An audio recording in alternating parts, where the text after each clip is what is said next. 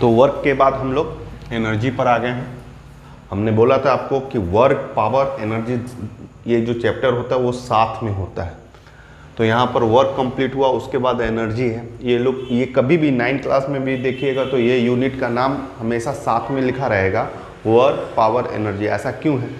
क्योंकि एनर्जी ही वर्क है। आपके पास जितना एनर्जी होगा उतना ही वर्क कर पाइएगा। इसी चीज़ को हम लोग जूनियर सेक्शन से पढ़ते हैं, the ability to do work is called energy. जितना हमने हमारे वर्क करने की हमारी एबिलिटी है, कैपेसिटी है, उसी को हम लोग क्या कहते हैं? एनर्जी कहते हैं। कभी भी ऐसा सोचिएगा, कभी भी वर्क निकालने का ज़रूरत पड़ गया ना, अभी तो 11th में हो, 12th में भी जाओगे और एनर्जी निकालने का ज़रूरत पड़ गया ना, तो आप वर्क का ही सहारा लोगे। आप वर्क का ही सहारा लोगे।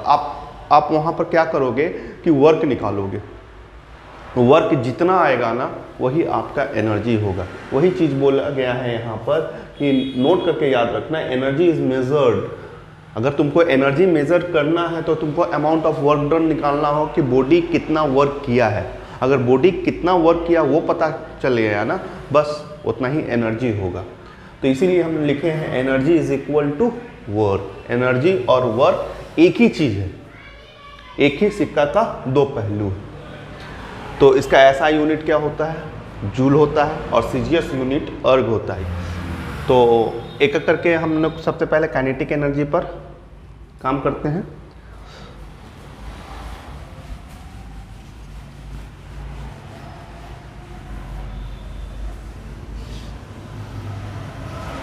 तो ये काइनेटिक एनर्जी का जो हमने फॉर्मूला लिखा है 12 mv² से, ये आ कैसे गया है ना? Write an expression for kinetic energy by calculus method. Calculus method. चलिए डेरिवेशन करते हैं हम लोग। Drive an expression for kinetic energy बहुत सिंपल है। हमने बोला है कोई भी एनर्जी आपको निकालना है, पोटेंशियल हो, spring energy, elastic potential energy हो, या किसी भी इलेक्ट्रिकल एनर्जी हो, कोई भी एनर्जी आपको अगर चाहिए तो आपको सिंपल एक ही चीज़ करना पड़ता है, वर्क निकालना पड़ता है। वर्क निकालेंगे। इसमें भी drive an expression for kinetic energy बोला है, तो हम सबसे पहले वर्क निकालेंगे। तो और कैलकुलस मेथड में यूज़ किया है। तो हम लोग कैलकुलस को कैसे यूज़ करते हैं? कैलकुलस को हमेशा स्मॉल अमाउंट से स्टार्ट करते हैं, उसके बाद इंटीग्रेट करके टोटल कर लेते हैं। यही इसका स्टेप है। तो हम लोग स्टार्ट कर रहे हैं small amount of work done. इसका फार्मूला हम लोग जानते हैं, dW equal to F dx होता है। dW इक्वल टू फोर्स को क्या लिख सकते हो बच्चा लोग? फोर्स को F इक्वल टू ma लिख सकते हो, तो ma इंटू dx। a को क्या लिख सकते हो? dv बटे dt लिख सकते हो। अगर ऐसे ही v के बारे में पूछे तो dx बटे dt लिख सकते हो। ये सब जानते होगे। तो dW equal to m, a को हम लिख दिए dv बटे dt इंटू dx। ये तुम्हारा dx बटे dt क्या आ जाएगा? v आ जाएगा। तो अगला स्टेप यहाँ पर क्या है? mv dv। ये आपका इक्वेशन 1 हो गया। तो small amount of work done, हम लोग छोटा सा टुकड़ा का वर्क डन हम लोग निकाल चुके हैं। वो छोटा सा टुकड़ा का क्या आया? mv dv। ठीक है, mv dv। अब इसको हमको टोटल करना है, तो टोटल करने के लिए हमको क्या करना चाहिए? इंटीग्रेशन करना चाहिए। यही ना कैलकुलस है, ये डिफरेंशिएशन का पार्ट हुआ। अब हम इसी को टोटल चाहते हैं तो इंटीग्रेशन कर देंगे, इसीलिए तो कैलकुलस सिखाया जाता है। तो नाउ इंटीग्रेशन बोथ साइड, दोनों तरफ हम लोग इंटीग्रेशन कर रहे हैं। तो यहाँ dW का इंटीग्रेशन और यहाँ पर तुम्हारा mv dv का इंटीग्रेशन, 0 से लेकर के v का लिमिट। सपोज कर लो बॉडी इनिशियली रेस्ट में था, उसके बाद फाइनली इसका वेलोसिटी v।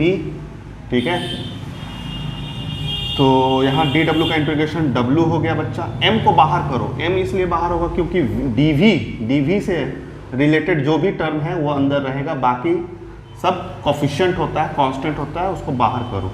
तो m को बाहर किए v dv। अब इसका पावर देखो कितना पावर है? 1 है। इसका पावर क्या है? 1 है। बस पावर में एक जोड़ दो, जो भी जोड़ा है डिवाइड में भी लिखना, यही हुआ इंटीग्रेशन। तो w इक्वल टू m अब देखो इसका पावर 1 है तो यहाँ v²/2, यहाँ पर भी 2 लिखना है, 0 से लेकर के v। फिर क्या करते हैं, अपर लिमिट माइनस, तो m हो गया, अपर लिमिट v²/2, फिर 0²/2। तो इसके बाद ये पॉइंट क्या आ गया आपका, work equal to half mv²। हमारा टोटल वर्क डन, उस बॉडी के द्वारा किया गया वर्क डन है हाफ mv², और इसी वर्क को हम लोग क्या कहते हैं, काइनेटिक एनर्जी बोलेंगे, क्योंकि हम लोग साफ साफ जानते हैं कि the ability to do work is called energy. ये जो वर्क हमने निकाला है यही हमारा काइनेटिक एनर्जी कहलाएगा। इसीलिए ये फार्मूला हाफ mv² आप जूनियर सेक्शन से पढ़ते हैं, लेकिन वहाँ पर ये कैलकुलस मेथड से प्रूव किया गया है। ठीक है, चलिए राइट डाउन कर लीजिए। वर्क एनर्जी थ्योरम, इस टॉपिक को स्टार्ट करेंगे, लेकिन इससे पहले इसको समझ लो कि है ये क्या। जैसे वर्क को हमने बताया कि वर्क को निकालने का बहुत सारा तरीका है, और यही तरीका, इतना सारा तरीका है, जितना तरीका होता है उतना टाइप का क्वेश्चन भी बनता है। बस आपको उस तरीका को सही पैटर्न, सही प्रोसेस को लगाना पड़ता है। उसके लिए हम लोग कुछ न्यूमेरिकल्स भी किए थे, कभी वो वेक्टर के रूप में आता है, कभी वो इंटीग्रेशन के रूप में आता है, तो कभी वो नॉर्मल, जैसे यहाँ पर बताया जा रहा है, जैसे 1 = W = एक फार्मूला Fs cos थीटा देखा, इसी फार्मूला का वेक्टर फॉर्म F.S देखा। तो न्यूमेरिकल्स कभी इस पर भी होता है, कभी इस पर भी होता है। तीसरा फार्मूला आपने क्या देखा, वर्क निकालने के लिए, वर्क निकालने का फार्मूला आपने देखा इंटीग्रेशन F/dx होता है, कैलकुलस मेथड। चौथा फार्मूला ग्राफिकल था, ग्राफिकल मेथड था वर्क निकालने के लिए। वो क्या था, एरिया अंडर का, ये था। पांचवा मेथड आज होने जा रहा है वर्क निकालने का। और एक तरीका, अगर आपको एनर्जी, उस समय ये तरीका नहीं बता पाए क्योंकि एनर्जी नहीं पढ़ाए थे। अब एनर्जी, जैसे काइनेटिक एनर्जी हम लोग पढ़ लिए हैं कि काइनेटिक एनर्जी क्या होता है, तो काइनेटिक एनर्जी का बदलाव जितना होगा वो वर्क डन आपका निकाल देगा। अगर आपको वर्क निकालना है तो एक तरीका और होगा वर्क निकालने के लिए, चेंज इन काइनेटिक एनर्जी। क्या होगा, चेंज इन काइनेटिक एनर्जी। ठीक है, और एक तरीका, छठा तरीका भी है। मान लो अभी हमने एनर्जी का तरीका, अभी हम क्या बात कर रहे हैं कि एनर्जी से आप कैसे वर्क ला सकते हैं। आपको हम गिवन एनर्जी देंगे और उससे वर्क अमाउंट पूछेंगे, तो आप चेंज करके ला सकते हैं। जितना चेंज इन काइनेटिक एनर्जी होगा उतना आपका वर्क डन हो सके आपको पोटेंशियल एनर्जी दिया जाए, काइनेटिक एनर्जी ना दे, पोटेंशियल एनर्जी दे, क्योंकि काइनेटिक एनर्जी, पोटेंशियल एनर्जी, ये तो अलग अलग टाइप ऑफ एनर्जी है।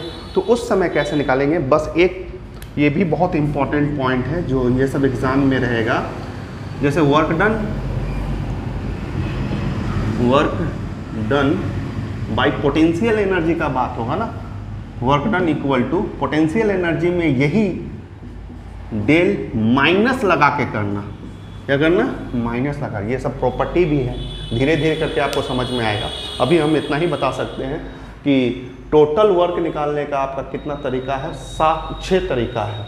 ठीक है, और एक जैसे इसे प्रॉपर्टी भी बोल सकते हो, चेंज इन काइनेटिक एनर्जी निकालेंगे तो वर्क डन निकलेगा। लेकिन अगर पोटेंशियल एनर्जी दिया है तो direct change in potential energy नहीं बोलेगा, वहाँ पर minus negative change in potential energy बोलना होगा। और ऐसा क्यों है, किस लिए है, यहाँ निगेटिव साइन क्या कर रहा है, इस दोनों में अंतर क्या है, ये सब आपको धीरे धीरे सीखने को मिलेगा। तो बस आपको बस यही बोलते हैं कि यहाँ पर याद रखने के लिए क्या करना होगा, अगर वर्क डन निकालना है, अगर एनर्जी के रिस्पेक्ट में, अगर काइनेटिक एनर्जी दिया है तो नॉर्मली लगाइए change in final kinetic energy minus initial kinetic energy. लेकिन अगर पोटेंशियल एनर्जी दिया है तो ये फार्मूला गलत हो जाएगा कि आप direct final potential energy minus initial potential energy करते हैं और उसका जो चेंज निकाल करके अगर बोलते हैं तो वर्क आपका गलत आएगा। उसमें माइनस लगा करके आपको करना है, minus change in potential energy. तो ये फार्मूलाज हैं। तो अब हम लोग क्लास में अब स्टार्ट आ चुके हैं, यही थ्योरम पढ़ाने जा रहे हैं। ये सब हम लोग करते हुए आए हैं। 5वां में ये work equal to change in kinetic energy कैसे निकलता है, क्या होता है, इसको डिटेल से जानने वाले हैं और इसी पर क्वेश्चन करने वाले हैं। ठीक है, उसके बाद हम लोग पोटेंशियल एनर्जी पढ़ाएंगे, तब इसका बात करेंगे। जैसा कि हमने आपको बोला कि अगर आपको वर्क निकालना है तो चेंज इन काइनेटिक एनर्जी कर दो, ठीक है। ये तो शॉर्ट में आपको दिमाग में रखने के लिए, लेकिन एक्चुअल ये थ्योरम क्या बोलता है वो बताते हैं। ये बोलता है work done by all forces.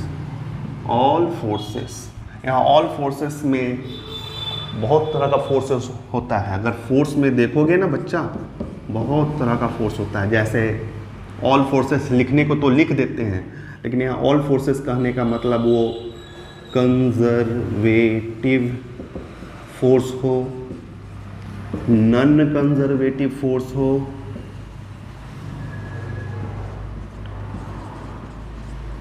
वो तुम्हारा कॉन्टैक्ट फोर्स हो, और भी बहुत सारा फोर्स, जितना भी फोर्स है सबके दो। काइनेटिक एनर्जी में ये फ्रीडम भी है, लेकिन यही चीज पोटेंशियल एनर्जी में हम नहीं कह पाएंगे। यही चीज हम पोटेंशियल एनर्जी में नहीं कह पाएंगे। यहां पर हम कह रहे हैं work done by all forces, conservative force, non conservative force, contact force. Sir ये सब का तो नाम भी नहीं सुने हैं। देखो कंजर्वेटिव फोर्स क्या होता है। कंजर्वेटिव फोर्स तुम्हारा, नॉन कंजर्वेटिव, कुछ एग्जांपल देते हैं। कंजर्वेटिव वो फोर्स होता है जो कि पाथ पर डिपेंड नहीं करता। अभी फिलहाल इसका याद रखो, कुछ कंजर्वेटिव फोर्स को अगर दिमाग में रखना है, इसे बहुत डिटेल से पढ़ना है। यही सब एग्जाम का क्वेश्चन से रहेगा, ठीक है। ये सब पढ़ना, वो जो स्टार्टिंग बोर्ड पर लिख दिए ना डिफिनेशन, वो सब नहीं, ये सब पढ़ना है। तो कंजर्वेटिव फोर्स में क्या होता है, ग्रेविटेशनल फोर्स होता है, ठीक है। दूसरा स्प्रिंग फोर्स होता है। तीसरा इलेक्ट्रिक फोर्स होता है। चौथा मैग्नेटिक फोर्स होता है। ये सब क्या है, ये सब तुम्हारा कंजर्वेटिव फोर्स है। नॉन कंजर्वेटिव फोर्स क्या होता है, फ्रिक्शन होता है, विस्कोसिटी होता है। अब ये धीरे धीरे जानोगे, ये फ्लूइड का फ्रिक्शन होता है। कॉन्टैक्ट फोर्स क्या होता है, नॉर्मल फोर्स होता है, ठीक है। और भी बहुत सारा फोर्स है। अब इसमें कॉन्टैक्ट में तुम्हारा नॉर्मल फोर्स लिख दिए हैं। टेंशन कॉन्टैक्ट फोर्स नहीं बता रहे, टेंशन भी फोर्स है। ये जितना भी फोर्स है, सभी फोर्स के लिए काइनेटिक एनर्जी एप्लीकेबल है, वैलिड है। लेकिन यही चीज पोटेंशियल एनर्जी सभी फोर्स के लिए वैलिड नहीं है, सिर्फ कंजर्वेटिव फोर्स के लिए ही वैलिड है, ये सब के लिए नहीं। यही सब पोटेंशियल एनर्जी में याद रखेंगे दिमाग में। तो फिलहाल अभी हम फिर से बताने जा रहे हैं work done by all forces. अगर यहाँ पर दिया गया है, उसको एक बार में एक इजी वे में निकालना है, तो चेंज इन काइनेटिक एनर्जी कर दो, वो तुम्हारा वर्क डन आ जाएगा। बस खत्म बात, यही लॉ बोलता है। एग्जाम्पल के थ्रू समझो। जैसे एक बॉडी को, ये बॉडी को हमने मूव किया और ये यहाँ से खींच करके हमने इधर ले आया, तो इस पर तो भाई ये बॉडी यहाँ से यहाँ तक आया होगा। कैसे आया होगा, तो तुम बोलोगे अप्लाइड फोर्स की वजह से आया। नहीं, यहाँ पर नंबर ऑफ फोर्स है। अगर मान लो यहाँ पर अप्लाइड फोर्स तुमने F लगाया, तो अगर सरफेस पर फ्रिक्शन है, रफ सरफेस है, तो यहाँ फ्रिक्शन भी तो काम कर रहा है। अब यहाँ से कांटेक्ट है, तो यहाँ नॉर्मल भी तो एक्ट कर रहा है, अर्थ पर भी तो यहाँ पर वर्क कर रहा है, mg ग्रेविटेशनल फोर्स। तो यहाँ पर अगर देखा जाए, नॉर्मली अगर हम इतना दिखा रहे हैं, अगर रस्सी को भी बांध दिया जाए तो उसमें टेंशन भी आ जाएगा, लेकिन अगर रस्सी पकड़ के खींच रहे हैं तो टेंशन भी आ जाएगा। लेकिन हम उतना फोर्स अभी लाने नहीं जा रहे हैं। अभी फिलहाल हम 3-4 फोर्स जो नॉर्मली आप देख सकते हैं, ये अप्लाइड फोर्स है, ये नॉर्मल फोर्स है, ये फ्रिक्शन है, ये mg है, ठीक है। इसमें क्या करना है कि इसका अलग अलग करके वर्क निकालो। एक तरीका तो क्या है, इसका अलग अलग करके वर्क निकालो, मतलब एक एक करके work done by normal, work done by gravity, work done by friction, work done by applied force F, सब निकालिए, ठीक है। क्लियर है। जो भी आंसर आएगा, ठीक है ना, वो आंसर बराबर होगा किसके, चेंज इन काइनेटिक एनर्जी। यहाँ का काइनेटिक एनर्जी निकालिए जो कि इनिशियल है, और यहाँ पर बॉडी पहुँच गया, ये काइनेटिक एनर्जी फाइनल है। और एक बार कीजिए kinetic energy final minus kinetic energy initial कीजिएगा। दोनों का आंसर सेम आने वाला है, दोनों का आंसर सेम आने वाला है। तो work done by all forces वो बराबर होता है, वो इक्वल होता है किसके, चेंज इन काइनेटिक एनर्जी को। इसको हम लोग प्रूव भी करके देखेंगे और इसका न्यूमेरिकल्स भी करेंगे। ठीक है, क्लियर है। यही अगर पोटेंशियल एनर्जी का बात करेंगे तो ये फोर्स गायब हो जाएगा, ये भी फोर्स गायब हो जाएगा, ये भी फोर्स गायब हो जाएगा, सब कुछ गायब हो जाएगा। ठीक है, सिर्फ आपका कंजर्वेटिव फोर्स रहेगा वहाँ पर। ठीक है, सभी ओनली कंजर्वेटिव फोर्स ही रहेगा, याद रखिएगा इस पॉइंट। तो work done by all forces is equal to change in kinetic energy. देखिए जैसे वर्क एनर्जी थ्योरम को प्रूव करने जा रहे हैं, तो प्रूव करने के लिए हम फिर वही कैलकुलस मेथड में हम एक ही वर्ड लिखेंगे, small amount of work done बोलेंगे। उसी तरीके से फिर D W F D x होगा, फिर D W F D x. F को हम लोग क्या लिख सकते हैं, एम ए लिख सकते हैं। ए इक्वल टू तुम्हारा क्या होता है, डी वी बटे डी टी होता है। वी इक्वल टू क्या होता है, डी एक्स बटे डी टी, जो अभी तुरंत बताए थे इस क्वेश्चन में। एम ए के जगह पर क्या लिख सकते हो, ए के जगह पर तुम डी वी बटे डी टी करोगे, डी एक्स करोगे, फिर इसी को D W equal to M V D V. ये तो बात रहा स्मॉल अमाउंट का वर्क डन आ गया। ठीक है, अब total amount of work done निकालने के लिए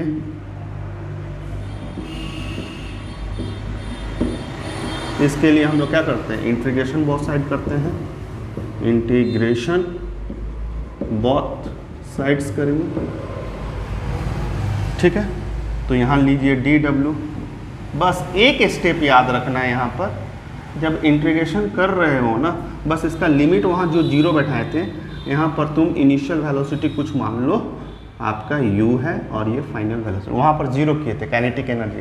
यहाँ चेंज इन काइनेटिक एनर्जी लाने के लिए यहाँ इनिशियल वेलोसिटी समथिंग होना चाहिए। ठीक है, अगर शुरुआत में कुछ रखोगे ना तब तो चेंज पता चलेगा ना। तो शुरुआत में जो भी वेलोसिटी है आपका u है और फाइनल वेलोसिटी आपका v। तो यहाँ पर इंटीग्रेशन आप कर दीजिए। देखिए डी डब्ल्यू का इंटीग्रेशन कीजिएगा तो डब्ल्यू हो जाएगा, और यहाँ एम और वी का भी इंटीग्रेशन करके दिखाए थे, वी स्क्वायर बाई 2, उसके बाद upper limit minus lower limit M, यहाँ V square by 2 minus U square by 2, multiply कर दो, हाफ एम वी स्क्वायर, यहाँ हाफ एम यू स्क्वायर। तो बाबू ये तो फार्मूला किसका है, काइनेटिक एनर्जी का फार्मूला। तो kinetic energy equal to final है, वी लगा हुआ है ना, वी से फाइनल काइनेटिक, यू का मतलब इनिशियल, यहाँ इनिशियल काइनेटिक एनर्जी। देखिए ये प्रूव्ड हो गया। ठीक है, अब यही थ्योरम को हम लोग न्यूमेरिकल्स के थ्रू समझेंगे। ठीक।